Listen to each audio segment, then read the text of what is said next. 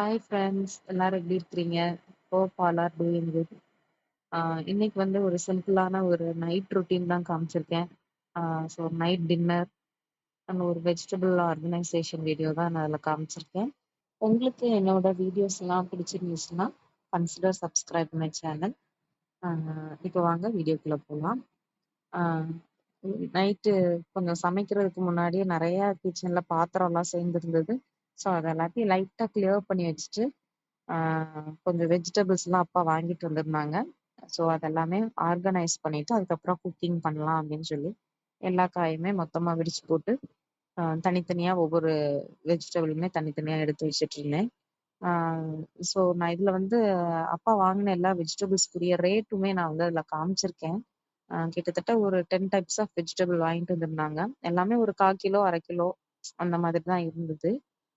So இதுவே வந்து rate வந்து கிட்டத்தட்ட ஒரு 417 கிட்ட வந்திருக்கு. உங்க ஊர்ல எல்லாம் வெஜிடபிள்ஸோட ரேட் எப்படி இருக்கு அப்படின்றத சொல்லுங்க. ஸோ காய் எல்லாத்தையுமே எடுத்து வச்சுட்டேன், தனியா செப்பரேட் பண்ணி எடுத்து ஃப்ரிட்ஜில் ஸ்டோர் பண்ணி வச்சுட்டு நைட்டு பாப்பாக்காக ஒரு சிம்பிளான ஒரு ஃப்ரைட் ரைஸ் செய்யலாம் அப்படின்னு சொல்லி தான் அவளுக்காக மட்டும் கொஞ்சம் சிக்கன் எடுத்து வச்சிருந்தேன். ஒரு 4 to 5 பீஸ் சிக்கன் மட்டும் எடுத்து வச்சிருந்தேன்.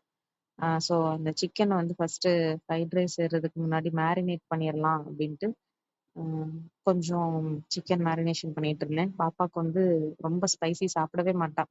காரம் அவளுக்கு சுத்தமா பிடிக்காது. அதனால கொஞ்சம் கார்ன்ஃப்ளவர், அப்புறம் சீரகப்பொடி, அப்புறம் பெப்பர் தூள், அப்புறம் வந்து உப்பு, அவ்வளவுதான். இது மட்டும் போட்டு கொஞ்சம் நல்லா மேரினேட் பண்ணி வச்சுட்டேன். ஃப்ரைட் ரைஸ்க்கு செய்யறதுக்கு ஒரு 10 நிமிஷத்துக்கு முன்னாடி கொஞ்சம் நல்லா மேரினேட் பண்ணி வச்சுட்டேன். இதுவே போதுமானதான். இந்த ஃப்ரைட் ரைஸ் ரொம்ப சிம்பிளா தான் இருக்கும். ஸோ எல்லா கிட்ஸுக்குமே செஞ்சு கொடுக்கலாம். ரொம்ப டேஸ்டா இருக்கும். சிக்கன் எல்லாத்தையுமே நல்லா மேரினேட் பண்ணிட்டு தேவைப்படுற வெஜிடபிள்ஸ்லாம் கொஞ்சம் வந்து வெட்டி வச்சுட்டேன்.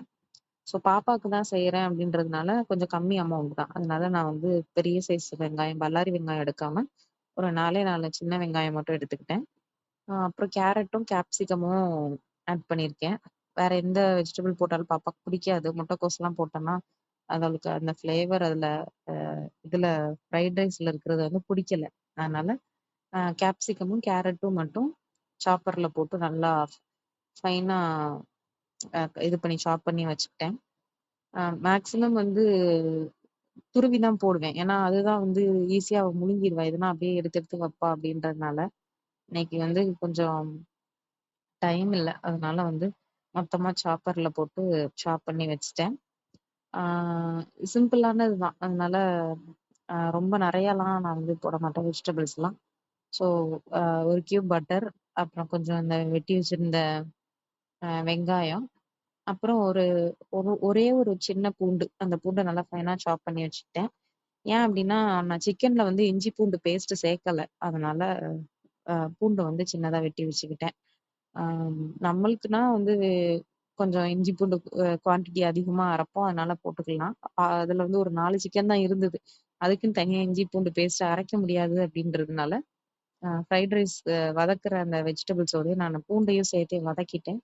பூண்டு வதங்குனோனே நம்ம மேரினேட் பண்ணி வச்சிருக்கிற அந்த சிக்கனையும் போட்டு ஒரு 5 மினிட்ஸ் நல்லா 5 மினிட்ஸ் நல்லா ரோஸ்ட் பண்ணிட்டு, அதுக்கப்புறமா நம்ம வெட்டி வச்சிருக்கிற அந்த கேரட்டும், கேப்சிகமும் போட்டு நல்லா வதக்குனாலே நல்லா சிக்கனோட நல்லா அந்த ஃப்ளேவர் வந்து இன்டியூஸ் ஆயிடும். இந்த சிக்கன் வந்து கொஞ்சம் பெரிய பெரிய பீஸா போட்டாதான் அவளுக்கு தனியா ஐடென்டிஃபை எடுத்து அந்த சிக்கனை கொஞ்சம் நல்லா சாப்பிடுவா. மொத்தமா போட்டான்னா சிக்கனே இல்லைன்னு சொல்லிடுவா. அதனால நான் கொஞ்சம் பெரிய பெரிய பீஸா தான் போட்டிருக்கேன்.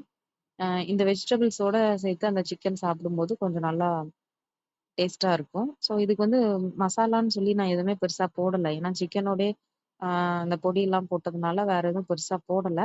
லாஸ்டா வந்து கொஞ்சம் ஆரிகேனோ மட்டும் போட்டு விட்டேன்.